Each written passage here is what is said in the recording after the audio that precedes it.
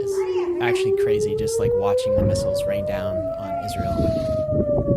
Yeah, so what you're hearing is the sirens in Israel as Iran launched 200 ballistic missiles, some getting through the Iron Dome into Israel, and globally markets just got really scared. Oh yeah, So this is peak global uncertainty, I think, mhm. at least on this year. And I think we should say, obviously, before we get into this roll up, just a sentiment check. This is like not. This is bad news for everybody, for the entire world, right? And I think Lex Friedman put it well when he said, "Probability of World War III feels higher than ever. A global war would destroy humanity. I pray for the wisdom of our leaders." I think we also echo that sentiment. This is kind of a concerning time that we're in, for sure. I think all eyes are kind of pointed at the Middle East right now, not really knowing what happens next. But neither side, either the anti-Israel, pro-Israel side, really seems to be interested in taking the foot off the gas at the present moment. Yeah, I mean, hopefully this doesn't escalate into something wider. And of course, all of this global instability affects markets, including crypto markets. And that's been a theme of the week. This has been the worst start to October as these tensions have raged on. And it calls into question, I think, what we've talked about. Remember that BlackRock report where they were talking about Bitcoin is actually sort of an asset when there's global uncertainty, like it should appreciate the way gold does in global uncertainty. It kind of wasn't in the aftermath of this, which is kind of interesting. So this is published the day after these attacks. Last night's Bitcoin price action, Bitcoin was -4, while gold was up almost 1% in the aftermath of the Iranian attack. And this is kind of puzzling when you try to think about Bitcoin being sort of a global instability type of hedge. This is what BlackRock was talking about as their frame of understanding around Bitcoin. Now, there could be a difference of timeframes here. Bitcoin could just like go risk off in the very short term, while global instability over the long term might actually benefit Bitcoin. That is still possible. Also, since we're talking about this, there was this tweet that went out with this new Polymarket front page. We're just talking about all these different markets that are related to this crisis in the Middle East.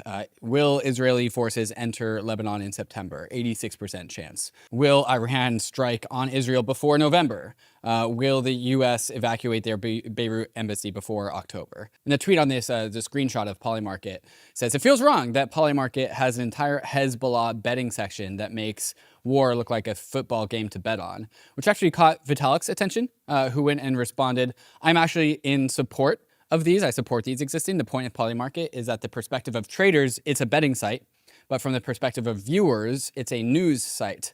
So there's all kinds of people, including elites on Twitter and the internet, making harmful and inaccurate predictions about conflicts, and being able to go and see if people with actual skin in the game think that there is something that has a 2% chance or a 50% chance is a valuable feature that can help keep people sane." So it's just interesting to see crypto respond to global current events in an increasingly high fidelity fashion.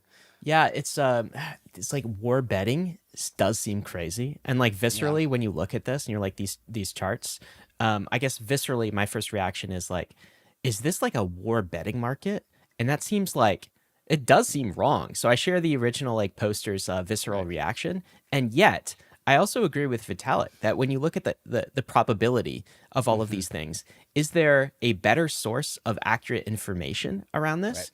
Like in Right. a world where I have no idea what's going on and the risks of various escalations and attacks, this is a fantastic source of information for that. Hmm. So I share that from Vitalik as well. I just kind of wonder what the rest of the world thinks about all of this in crypto.